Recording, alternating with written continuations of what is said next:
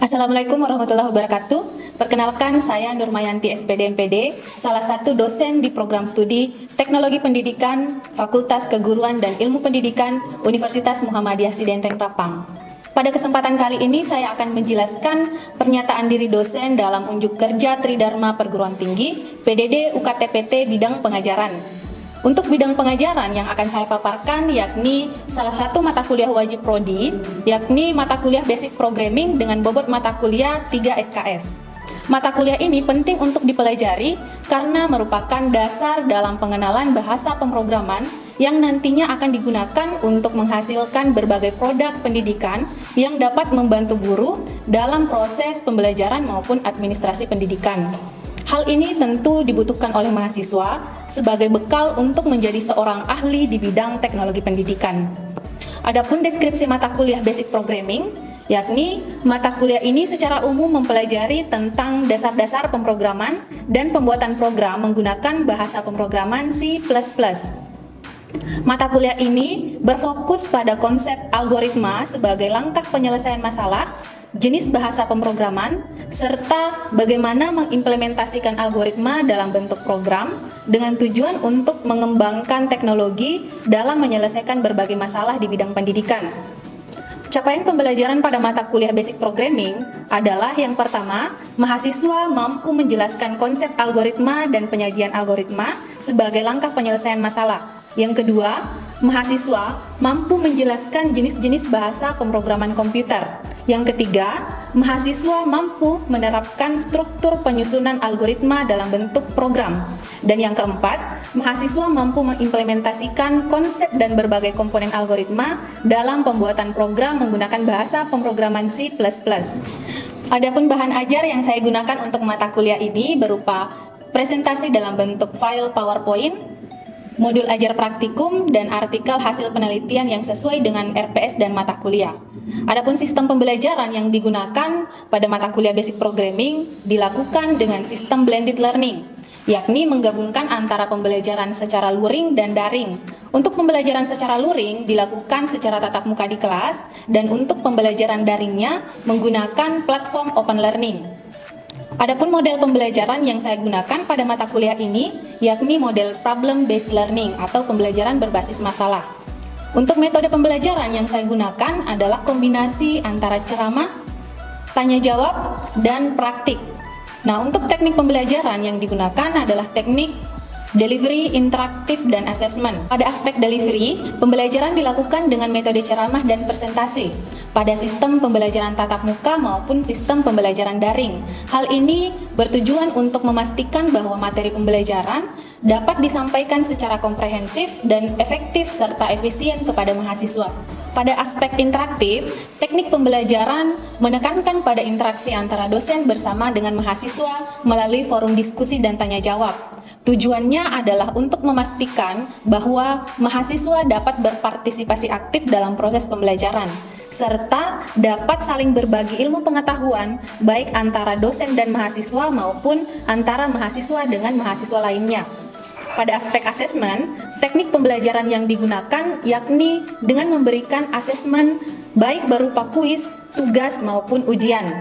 Hal ini bertujuan untuk melihat sejauh mana mahasiswa memahami dan mampu menerapkan ilmunya dalam menyelesaikan kasus-kasus pemrograman. Untuk sistem penilaian meliputi beberapa aspek yang mana telah disepakati bersama mahasiswa pada kontrak perkuliahan, yakni ada beberapa aspek. Yang pertama, kehadiran dan keaktifan sebesar 15%, untuk kuis 15%, penugasan 30%, UTS 20%, dan UAS 20%. Baiklah, selanjutnya mari kita simak video pembelajaran terkait mata kuliah Basic Programming secara luring pada pertemuan keempat dengan materi variabel dan konstanta, di mana subcapaian mata kuliah yang akan dicapai yakni mahasiswa mampu untuk membedakan antara variabel dan konstanta, serta mampu menggunakan konsep variabel dan konstanta dalam pembuatan program menggunakan bahasa pemrograman C++. Sekian dan selamat menyaksikan. Assalamualaikum warahmatullahi wabarakatuh. Waalaikumsalam warahmatullahi wabarakatuh. Ya, selamat pagi. Pagi. Gimana kabarnya, sehat? Sehat.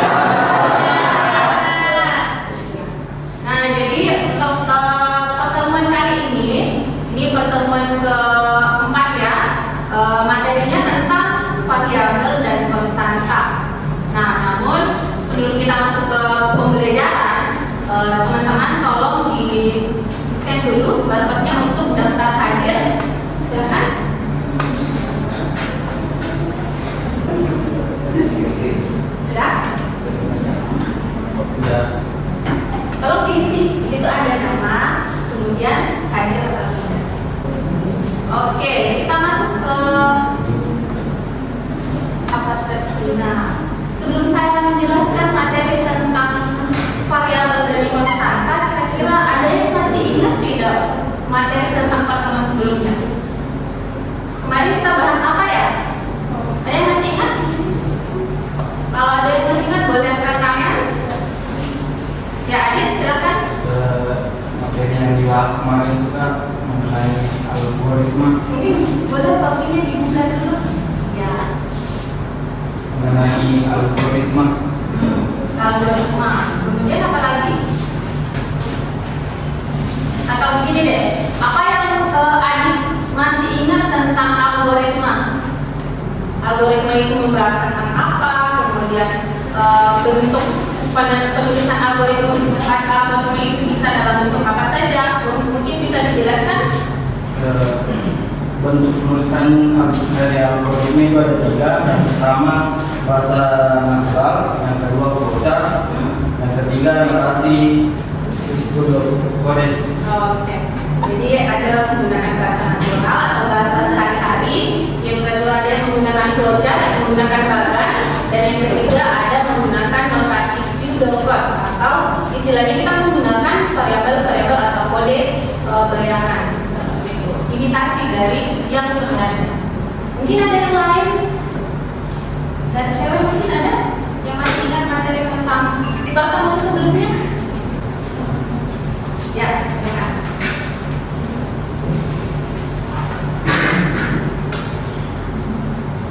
Baik, jadi kalau menggunakan program itu baris pertama itu include Airbus sebagai kepalanya, terus mengartikan program itu untuk main dalam kurung, terus bukannya pengumpul awal. Yang ketiga itu untuk menandakan output yaitu keyboard dan siku, terus yang keempat mengembalikan ke posisi awal itu ada tanduk, terus pengumpul awal. Oke, nah itu tadi kurang lebih tentang struktur algoritma, di mana dalam penulisan algoritma itu ada yang namanya judul algoritma, kemudian ada yang namanya bagian apa? Kalau sudah judul? Input. Apa? Deklarasi, bagian pendeklarasian, yang ketiga bagian bagian deskripsi. Jadi ada 3 badan algoritma: judul, pendeklarasian, dan deskripsi. Deskripsi berisi tentang langkah-langkah penyelesaian masalah dalam algoritma. Oke, cukup ya. Nah, sekarang kita masuk ke materi. Ini ke kanan sampai ke belakang. Ya. Oke. Nah, ini materi kita hari ini tentang variabel dan konstanta. Yang pertama tentang variabel. Nah, di sini ada definisi tentang variabel yang dikutip dari pendapat Raharjo tahun 2014 dan Salahuddin dan Rosa tahun 2007, bahwa variabel adalah sebuah wadah yang digunakan untuk menampung data atau nilai dengan tipe data tertentu secara dinamis. Kemudian variabel digunakan untuk menampung data sementara yang akan diolah pada garis perintah sebuah program. Oke, ini yang pertama. Variabel sifatnya bisa sementara. Jadi dia menyimpan data atau nilai secara sementara. Next. Nah, sifat-sifat variabel.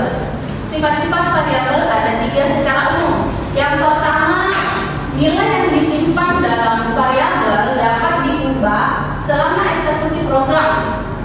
Nah, jadi di sini ada kata kunci dapat diubah. Artinya dia sifatnya sementara, bisa berubah-ubah, bisa dipakai berapa kali. Kemudian variabel hanyalah sebuah nama yang diberikan ke lokasi memori. Misalkan untuk menghitung luas persegi panjang, kita kan biasanya menggunakan rumus panjang kali lebar. Luas sama dengan panjang kali lebar. Nah, yang dimaksud dengan variabel adalah ininya, luasnya, panjangnya, dan lebarnya. Bisa dipahami? Luas, panjang, dan lebar, semuanya variabel. Kenapa dikatakan variabel? Karena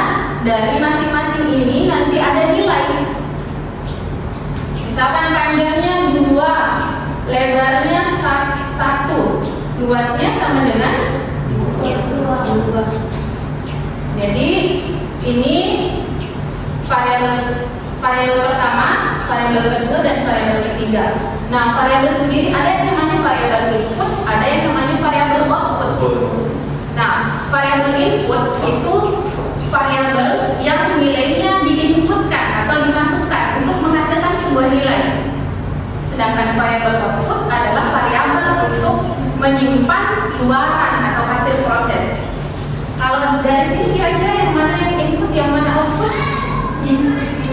Input yang 12. Input yang 12. Oke, ini sebagai input, ini sebagai output. Jelas ya? Ada pertanyaan? Aman. Selanjutnya, ini masih ada satu. Dalam bahasa C++, sebuah variabel harus dideklarasikan terlebih dahulu sebelum dapat digunakan. Jadi sebelum kita menggunakan variabel itu, kita harus menentukan variabel apa saja yang akan kita gunakan. Sama dengan ini, untuk menghitung luas kita harus tahu variabel apa saja, variabel inputnya apa saja, kemudian variabel outputnya apa saja. Paham ya? Oke, kita next. Nah, ini yang perlu teman-teman perhatikan. Aturan penamaan variabel atau identifier. Variabel itu bisa kita sebut dengan nama identifier. Nah, aturan yang pertama, nama variabel dapat terdiri atas satu atau beberapa karakter. Satu atau beberapa karakter. Karakter dalam hal ini kita kenal dengan huruf atau angka atau karakter. Nah, kemudian misalkan angka 0 sampai 9. Kemudian huruf kapital maupun kecil, A sampai Z, kemudian simbol dolar dan garis atau garis bawah. Jadi ini semua bisa kita gunakan dalam penulisan variabel. Kemudian tidak boleh diawali dengan angka. Misalkan variabel 1 anak, ini tidak boleh diawali oleh angka. Pas ketiga dia menjadi satu kata. Oke? Sampai di sini ada pertanyaan? Tidak ada? Oke, kita lanjut. Selanjutnya, sifatnya case sensitif. Case sensitif itu artinya unik. Tidak bisa ada dua variabel yang sama dalam pendeklarasian program. Kemudian, tidak boleh mengandung keyword tertentu yang digunakan pada C++ seperti int atau integer, float, char, private, class, struct, dan lain-lain. Jadi kalau kita mau menulis sebuah variabel tidak boleh menggunakan kata-kata ini. Nah, kemudian panjang variabel tidak dibatasi. Panjang jumlah karakter yang digunakan itu tidak dibatasi. Terserah berapa, cuman catatannya tidak boleh lebih dari satu kata. Next. Nah, ini sintaks pendeklarasian variabel. Jadi tadi dalam menulis algoritma itu atau program kita ada judul, ada pendeklarasian, ada deskripsi. Nah, sebelum masuk ke langkah-langkah intinya, kita harus deklarasikan dulu. Kita nyatakan dulu variabel ini, variabel itu, dan variabel apa saja yang akan kita gunakan dalam membuat program. Nah, sintaks yang pertama adalah sintaksis pendeklarasian variabel tipe data spasi nama variabel titik koma. Jadi ini contohnya int atau kita singkat dengan integer spasi tinggi badan. Nah, bisa diperhatikan tinggi badan itu tidak ada spasinya, jadi cuma satu kata. Kemudian diakhiri dengan titik koma. Titik koma itu wajib dalam pembuatan program kecuali di hidden, kemudian di akhir program, karena di akhir program itu diakhiri dengan balas pemrograman. Nah, Jadi sintaksnya integer, spasi, nama variabel, titik koma. Oke, bisa? Bisa dipahami? Ini tulisan pertama. Satu variabel, satu tipe data. Jadi artinya tipe data tinggi badan itu, variabel tinggi badan memiliki tipe data integer. Integer kemarin berisi data berupa apa ya? Integer. Ada yang tahu? Integer. Ya, bahkan Integer itu berupa angka. angka. Itu angka. Angka lagi terbagi dua loh. Ada angka bulat, ada angka real atau desimal. Nah, integer ini menyimpan data yang mana? Data yang mana kira-kira? Adil? Bulat. Jadi integer adalah tipe data untuk menyatakan angka bilangan bulat. Bilangan bulat tidak ada komanya. Oke? Next. Penulisan sintaks kedua. Sintaksis mendeklarasikan lebih dari satu variabel. Nah, ini tipe data, spasi, nama variabel pertama, koma, tipe data, spasi, nama variabel kedua, koma, tipe data, spasi, nama variabel ke n. N itu artinya jumlah variabel beberapa. Nah, ini ada contohnya. Plot, spasi, tinggi badan, koma, berat badan. Jadi di sini ada berapa kira-kira variabel? Berapa? Dua. Betul. Variabel apa saja? Tinggi badan dengan tipe datanya apa?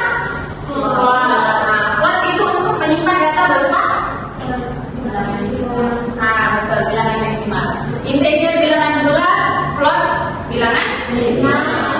Oke. Jadi tinggi badan dengan berat badan nanti datanya berupa bilangan desimal atau bilangan real. Next, yang ketiga, sintaksis mendeklarasikan sebuah variabel disertai inisialisasi nilai. Jadi kalau yang tadi belum ada nilainya, sekarang kalau ada nilainya. Penulisannya tipe data, spasi, nama variabel sama dengan nilai. Nah, ini contohnya. Integer, spasi, usia sama dengan 27. Jadi, variabel usia nilainya adalah 27. Kalau misalkan saya tulis seperti ini, INT integer usia sama dengan 27.5, bisa tidak? Tidak. Kenapa tidak? Karena angkat tangan? Ada yang bisa? Ya. Karena dia namanya integer bukan plot. Oke. Karena yang kita deklarasikan tipe datanya adalah integer. Sedangkan yang kita isi nilainya harusnya plot. Jadi ini tidak diterima oleh program. Ya. Kalau kita deklarasikan tipe datanya integer, ya nilainya itu harus integer, bilangan bulat. Oke ya, kita next materi kedua. Konstanta. Nah, tadi di awal saya sudah jelaskan ada variabel, ada konstanta. Ada yang masih ingat tadi perbedaannya? Ya, Satriani. Ya, Konstanta itu tetap nilainya kalau variabel itu dapat berubah atau sama. Oke, konstanta sifatnya tetap, variabel masih bisa berulang. Contoh konstanta, ada yang tahu? Contoh konstanta yang sifatnya tetap? Adit? Pi. Ya. Pi itu nilainya berapa ya? 3,14. Pi 3,14. Ada lagi yang lain? Nilai pi berapa biasanya dalam matematika? 22. Ya, 22/7. Nah, yang perlu teman-teman perhatikan bahwa dalam penulisan program itu tidak mengenal karakter koma. Jadi untuk menuliskan 3,14 itu kita ketik 3,14. Ya, itu yang perlu kalian pahami. Nah, ini konstanta adalah nilai tetapan dari suatu nilai yang bersifat tetap. Kata kuncinya tetap. Konstanta berguna untuk menentukan nilai yang merupakan tetapan, misalkan nilai pi. Nah, selanjutnya terdapat dua cara untuk membuat konstanta dalam bahasa C++, yaitu dengan menggunakan preprocessor directive define dan menggunakan kata kunci const. Jadi penulisan konstanta bisa ada dua cara. Yang pertama menggunakan define, yang kedua menggunakan const. Nah, ini sintaksnya. Define spasi nama konstanta nilai. Jadi sintaksnya garing define spasi apa nama konstantanya spasi nilai titik koma. Nah, kemudian ini contohnya define p 3,14. Yang perlu diperhatikan kalau biasanya kita menuliskan sebuah nilai dalam suatu konstanta atau variabel itu biasanya kita menggunakan tanda sama dengan. Tetapi kalau menggunakan define ini tidak perlu ada sama dengannya. Nah, selanjutnya yang kedua yang menggunakan const. Const sintaksnya const spasi tipe data nama konstanta sama dengan nilai. Nah, jadi kalau tadi menggunakan define kita tidak perlu mengincludekan tipe datanya. Tetapi kalau menggunakan const, kita harus menambahkan tipe data dari konstanta tersebut. Kemudian kalau menggunakan const ini harus ada sama dengan. Kalau menggunakan define tadi tidak harus ada sama dengan. Ini contohnya const float p sama dengan 3,14. Jadi konstanta P yang bertipe data float nilainya adalah 3,14. Ini ada contoh dalam program. Boleh dicoba lagi. Include iostream, kemudian ada float P sama dengan 3,14 R, ada float sama dengan float R sama dengan 2,5, float R sama dengan rumusnya dan seterusnya. Oke, boleh dicoba. Kalau ada yang error boleh angkat tangan, kita bantu. Kira-kira errornya di bagian mana? Kemudian untuk mengatasi errornya itu bagaimana? Ayo silakan.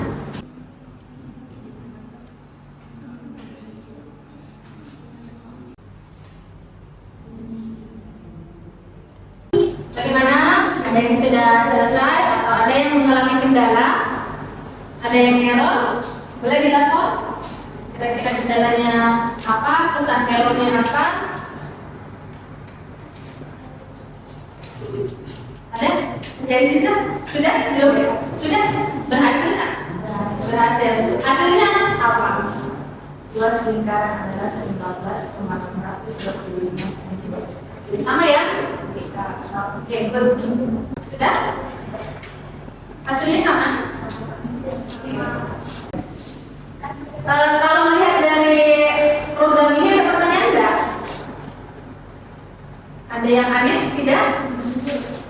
Ada yang kelihatan aneh atau aman-aman saja? Iya. kayak bahwa penulisan ini harus 3,14 sebagai F derajat. Oh iya, betul. 3,14 ada F-nya di belakang. Kenapa tidak 3,14 saja? Kenapa harus ada F di situ? Nah, F di sini dia menandakan bahwa dia adalah tipe data float. Kalau misalkan tidak ada F-nya, berarti dia terbaca tipe data double. Meskipun di sini float tertulis. Jadi ada beberapa tipe data untuk bilangan real, ada double, ada float dan sebagainya. Nah, tapi yang paling sering kita gunakan itu adalah float. Float untuk bilangan real atau bilangan desimal tandanya ada F di belakang. Data flow. Ya? Ada lagi pertanyaan? Tidak ada? Sudah selesai semua? Oke, sudah sama ya dengan jawabannya yang ada di sini? Outputnya sama? Sama, oke, good. Nah, selanjutnya, nah ini kita tulisnya pakai Kahoot. Jadi, nah teman-teman untuk mengikuti kuis ini, silakan teman-teman kalian kunjungi www.kahoot.it. Nanti bisa kalian inputkan angka 4349513 untuk kode kuisnya. Ya, silakan bergabung. Nanti tulis nama masing-masing ya, supaya bisa kelihatan siapa yang ikut kuis ini. Ayo, silakan. Kalau sudah muncul di situ ada avatarnya, boleh diklik avatarnya, kemudian ganti mau pakai avatar apa saja, boleh. Nah, si Rama. Siapa lagi? Pelan-pelan. Iswan Sumantri ya, Dia Guntur, Satriani, ayo. Silakan bergabung. Oke, kita mulai ya. Nah, siap-siap. Nanti cara mainnya, kalian lihat instruksi soalnya di sini, kemudian kalian pilih berdasarkan jawaban berdasarkan warna. Oke, saya start. Nah, true or false? Berikut variabel yang digunakan dalam penyelesaian satu keluarga, satu anak, 2 ibu, 3 bapak. Apakah variabel ini sudah benar?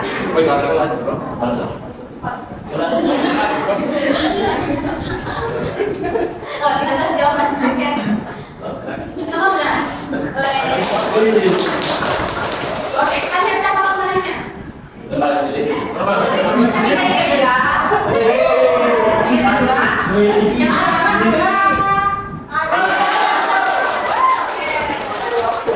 Oke. Nah, tadi kan kalian sudah mengikuti kuis. Nah, sekarang kira-kira apa yang bisa kita simpulkan dalam pembelajaran hari ini? Yang bisa menyimpulkan variabel bagaimana, perusahaan bagaimana? Ada? Oh iya, pemenang kuis hari ini akan menjawab pertanyaannya. Silakan. Berdiri.